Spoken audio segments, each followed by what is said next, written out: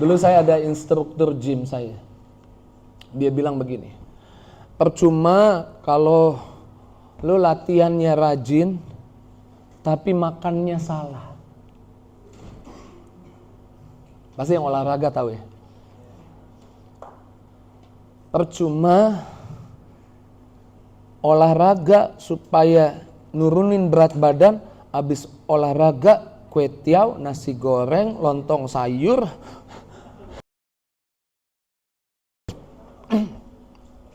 Banyak banget makannya. Makannya harus dijaga. Maka di Hakim 1 ayat 3, setelah ayat 2, Yehuda artinya aku memuji Tuhan. Ayat 3 ada ini. Yuk kita baca ayat 3. Lalu berkatalah Yehuda kepada Simeon, oke? Majulah bersama-sama dengan aku ke bagian yang telah diundikan kepadaku, dan baiklah kita berperang melawan orang Kanaan. Sebentar, berperang melawan orang Kanaan. Saya mau tanya, tanah Kanaan sudah menjadi milik orang Israel atau belum? Oh, jangan belum dong, sudah diberikan oleh Tuhan. Tapi harus jadi nyata. Di perjanjian lama gimana harus jadi nyata? Mereka harus berperang. Di perjanjian baru, sekarang saudara harus gimana? Harus beriman. Perangnya bukan perang fisik lagi. Sekarang iman. Lalu dikatakan apa? Maka aku pun akan maju bersama-sama dengan engkau ke bagian yang telah diundikan kepadamu. Jadi pujian penyembahan akan maju bersama dengan Simeon, supaya jiwanya bugar, otot rohaninya makin tebal. Simeon, tadi kan kita baca Yosua, itu Yehosua, bahasa aslinya. Yehuda, tadi apa Yehuda?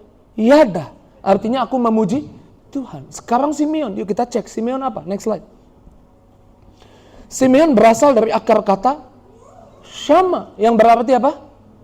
Mendengar atau mendengarkan. Nah, mendengar atau mendengarkan, ini bicara makan. Nutrisinya harus benar. Saudara harus dengar firman Tuhan. Saudara harus makan firman Tuhan. Amin. Saya punya teman pendeta. Oke, saya kasih contoh ya. Saya punya teman pendeta, bukan di Tiberias, tapi teman saya kenal pendeta ini. Lalu pendeta ini bilang, saya punya perkataan buat diri saya dulu sebelum saya seperti sekarang tentang diri saya. Saya bilang apaan? Waktu saya belum lahir baru, saya punya perkataan tentang diri saya. Apa? Loser. Loser apa? Selalu kalah. Kenapa kok gitu? Ya karena biasanya kalau hadiah Natal, itu kakak adik saya hadiah Natalnya lebih bagus. Dan saya kayaknya nggak sebagus mereka. Saya merasa kalah. Lalu saya sekolah,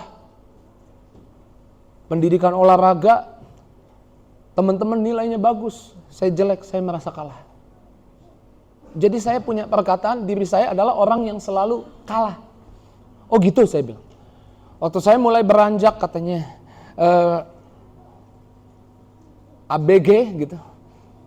Saya suka sama seorang perempuan. Ya suka sama perempuan ya, karena male and female. Nggak ada yang lain ya.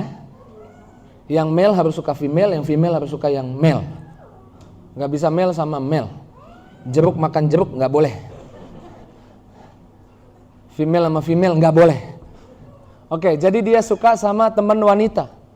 Tapi karena dia bertumbuh dalam perasaan menyebut dirinya adalah orang yang selalu kalah, dia minta bantuan temennya. Temennya bilang, oke, gua macomblangin. Macomblang ngerti apa?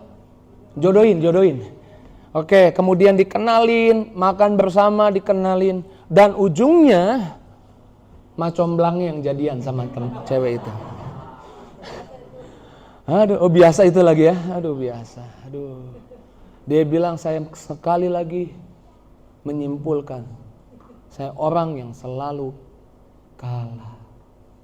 Karenanya waktu ada kesempatan dapat interview, ada lowongan pekerjaan, saya daftar bareng teman saya. Saya nggak berani sendirian. Waktu saya bareng teman saya, yang diterima teman saya. Dan saya menyimpulkan memang diri saya selalu kalah. Tapi waktu saya terima Yesus, Yesus bicara yang lain tentang saya. Yesus bilang, saya lebih dari pemenang. Yesus bilang, Yosua 1 ayat ke-5, tidak ada seorang pun yang dapat bertahan menghadapi engkau seumur hidupmu. Yesus bilang sama saya, tidak ada tantangan, tidak ada masalah, tidak ada urusan yang bisa menang menghadapimu. Dan saya bergumul untuk berpikir mana yang benar. Lalu saya menyimpulkan, next slide, saya menyimpulkan saya harus membuang pendapat saya tentang diri saya ke tong sampah kalau itu tidak sesuai firman Tuhan.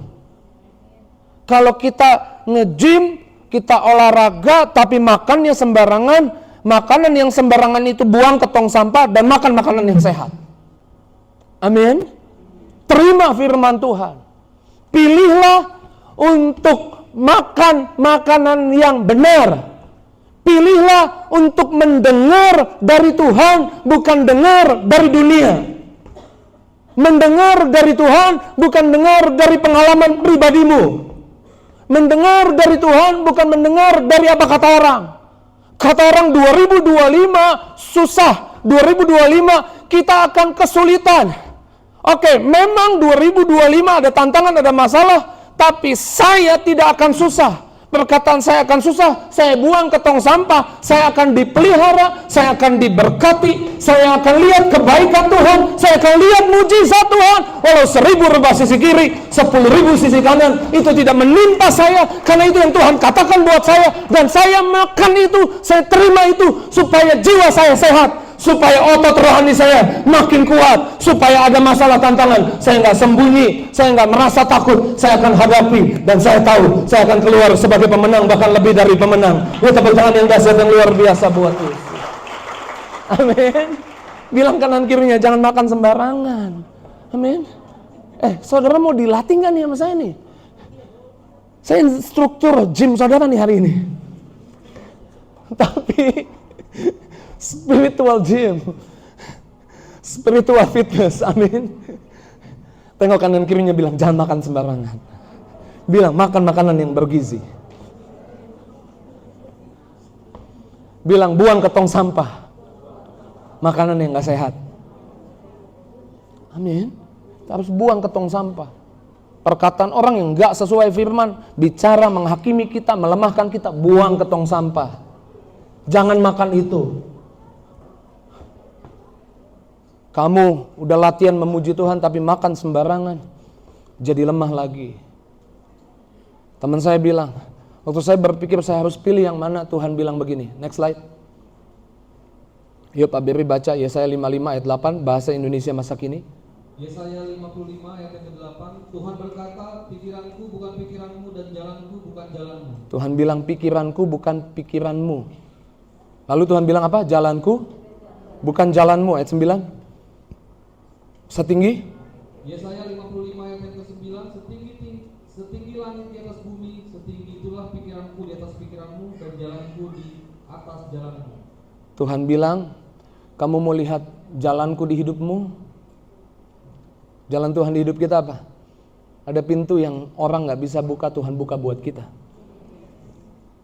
Jalan Tuhan buat hidup kita apa? Ketika orang kelaparan, kita dipelihara justru oleh Tuhan. Jalan Tuhan buat kita apa? Semua yang kata orang sulit, susah, tapi kita dapat kemudahan dari Tuhan. Tapi untuk saudara menerima itu, saudara harus juga di pikirannya Tuhan. Setinggi langit dari bumi, demikian setinggi langit di atas bumi, setinggi itulah pikiranku di atas pikiranmu dan jalanku di atas jalanmu. Siapa yang mau lihat jalan Tuhan di hidupnya? Buang pikiran yang bukan dari Tuhan. Buang pikiranmu yang gak sesuai firman Tuhan, buang ke tong sampah. Amin. Dan naikkan level berpikirmu. Jangan berpikir sama seperti orang dunia, jangan berpikir sama seperti temanmu, berpikir seperti Tuhan. Gimana caranya? Baca firman. Amin. Lalu ayat 10 saya suka nih, ayat 10. Yesaya 55 ayat yang ke-10, seperti hujan turun dari langit dan tidak kembali melainkan membasahi bumi, menyuburkannya dan menumbuhkan tanaman-tanaman, memberi hasil untuk ditabur dan dimakan. Seperti hujan turun dari langit dan tidak kembali melainkan membasahi bumi, menyuburkannya dan menumbuhkan tanaman. Firman Tuhan lagi ditabur nih.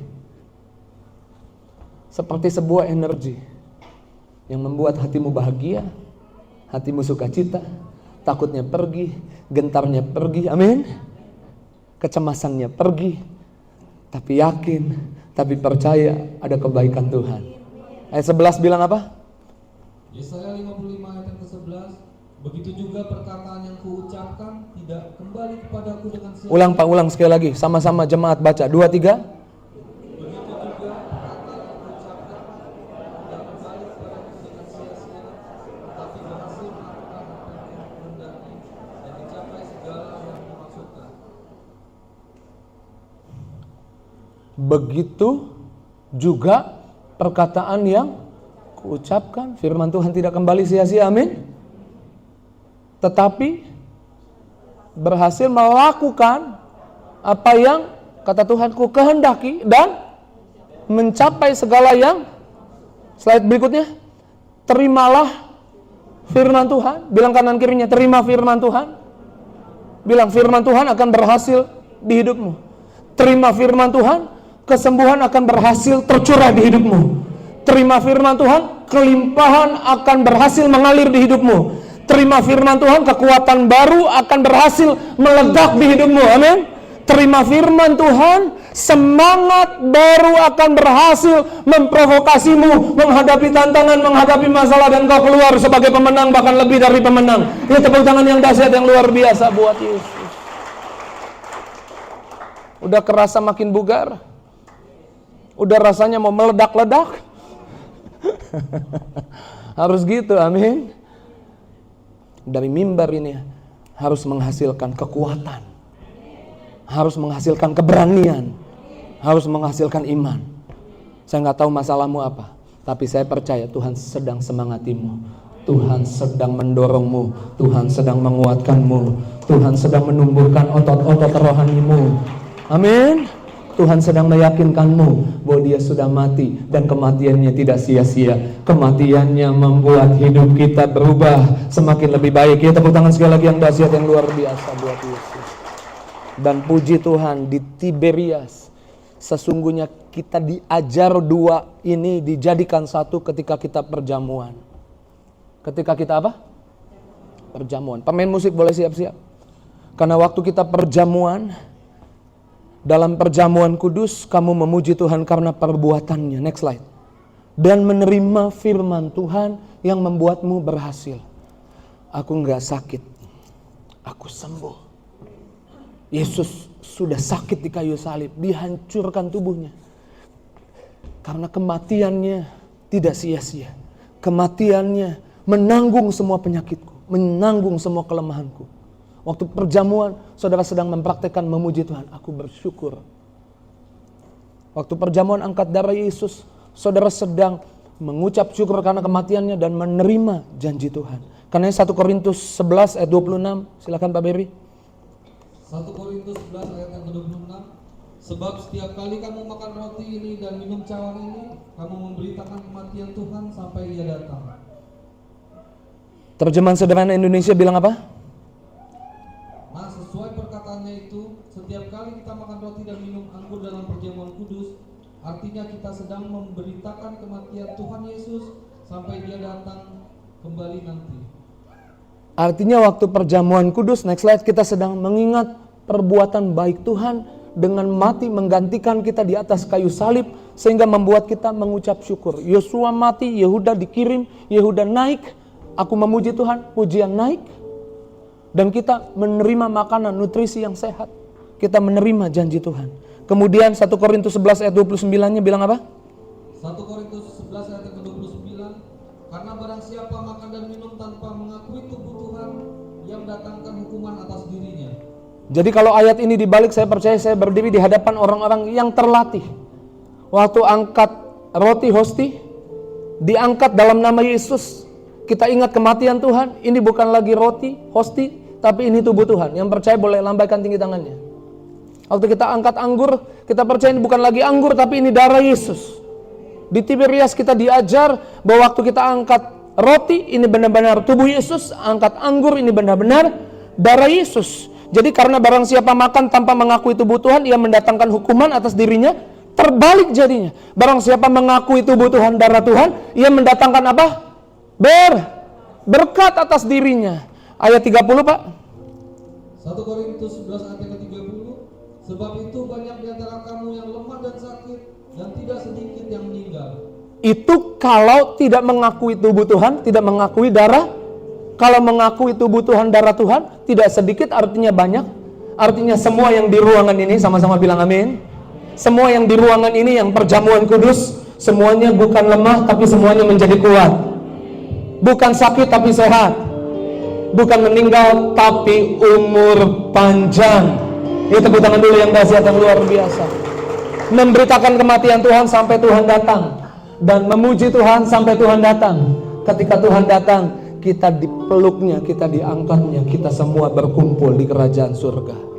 Saya percaya dunia memang jahat. Next slide. Tapi otot rohani yang kuat dan jiwa yang bugar akan mengalahkan dunia. Yang diberkati, yang merasa bugar jiwanya, yang merasa otot rohaninya makin besar, boleh lambaikan tinggi tangannya. Saya mau lihat.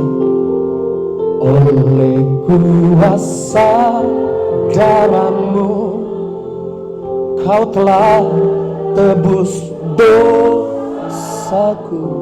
Kekudusan-Mu melingkupiku.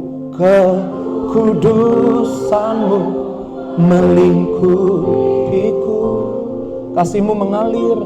Kasih-Mu mengalir, memulihkan.